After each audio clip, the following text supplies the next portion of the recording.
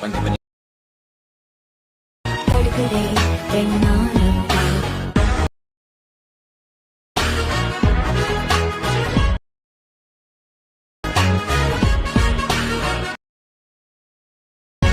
I'm a lawyer, husband giving जय श्रीराम, जय शिवराय मित्रांनो. डेमोमध्ये बघितल्याप्रमाणे reel create करण्यासाठी आपल्याला अलाइट मोशनची गरज लागणार आहे. तर सगळ्यात पहिल्यांदा अलाइट मोशन ओपन करून आपल्याला प्रोजेक्ट्समध्ये यायचं आहे. प्रोजेक्ट्समध्ये आल्यानंतर आजच्या व्हिडिओमध्ये वापरले जाणारे बीटमार्क आजच्या व्हिडिओच्या डिस्क्रिप्शन बॉक्समध्ये दिलेली लिंकवरून इझिली इम्पोर्ट करून घ्यायचे आहेत अलाइट मोशनमध्ये. अलाइट मोशनमध्ये इम्पोर्ट करून घेतल्यानंतर सगळ्यात पहिल्यांदा बीटमार्क सेट ओपन करून घ्यायचे आहे. ओपन केल्याबरोबर तुमच्यासमोर अशा प्रकारे इंटरफेस दिसून येणार आहे. सगळ्यात पहिल्यांदा खालील प्लसचे नाव क्लिक करून मीडियामध्ये जायचं आहे.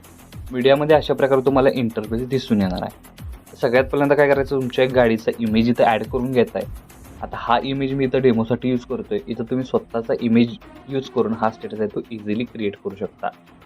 तर सगळ्यात पहिल्यांदा इमेज ॲड करून घेतल्यानंतर वरती 3 डॉटला जाऊन फिल कंपोजिशन एरिया या ऑप्शनला क्लिक करायचं. म्हणजे काय होणार आहे, एकाच क्लिकमध्ये आपला इमेज लेअर फुल स्क्रीन होऊन जाणार आहे.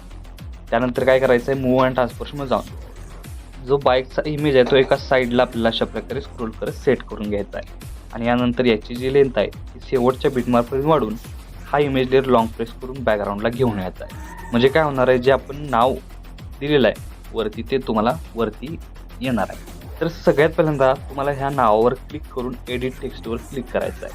आता हे नाव खोडून तुम्ही तुमच्या बाईकचं तुम्ही इथं नाव टाकू शकता. अशा प्रकारे बघू शकता मी टाकलेलं आहे. तशाच प्रकारे तुम्हीही टाकू शकता. त्यानंतर परत एकदा खालील प्लसचे नाव क्लिक करून मीडियामध्ये जायचं आहे. एक PNG दिलेलं आहे त्याची लेंथ सगळ्यातपर्यंत वाढवून स्टार्टिंगला येऊन इथं काय करायचं, या रायडर या लेटरवर अशा प्रकारे सेट करायचे आहे. त्याची जी साईज आहे ती कमी जास्त करू शकता. PNG सेट केल्यानंतर नेक्स्ट स्टेप काय करायचे आहे, ह्या PNGला सेटिंगवर क्लिक करून ॲड सेटिंगवर जायचं आहे आणि फेड येऊन आणि फेड आउट हा इफेक्ट अप्लाय करून आउट आहे तो बंद करायचा, इन आपल्याला चालू ठेवायचा आहे. त्यानंतर याचा ओव्हरऑल लुक तुम्हाला अशा प्रकारे दिसून येणार आहे.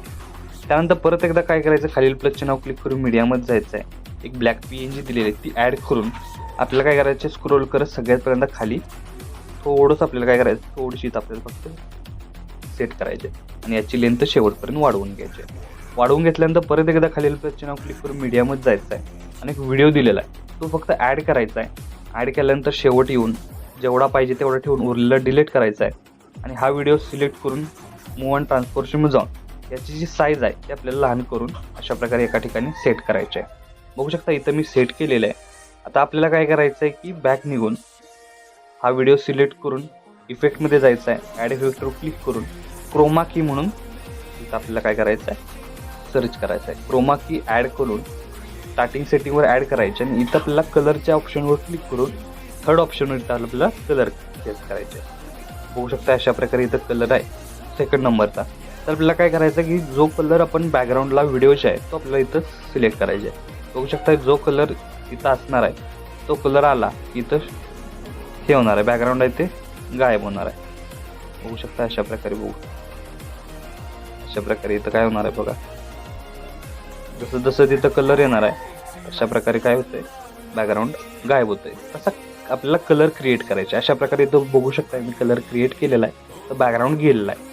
बॅकग्राऊंड गेल्यानंतर बघू शकता की याचा ओव्हरऑल लुक फक्त या व्हिडिओचा आहे तो साऊंड आहे तो आपल्याला बंद करायचा आहे. बघू शकता याचा ओव्हरऑल लुक तुम्हाला अशा प्रकारे दिसून येणार आहे. तर आपला स्टेटस आहे तो इथं क्रिएट झालेला आहे. आता याला सेव्ह करण्यासाठी वरती ॲरो चिन्ह एकदा क्लिक करायचं आहे.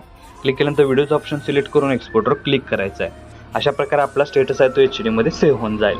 तर आजच्या व्हिडिओमध्ये एवढंच मित्रांनो, भेटूया आपल्या पुढच्या व्हिडिओमध्ये.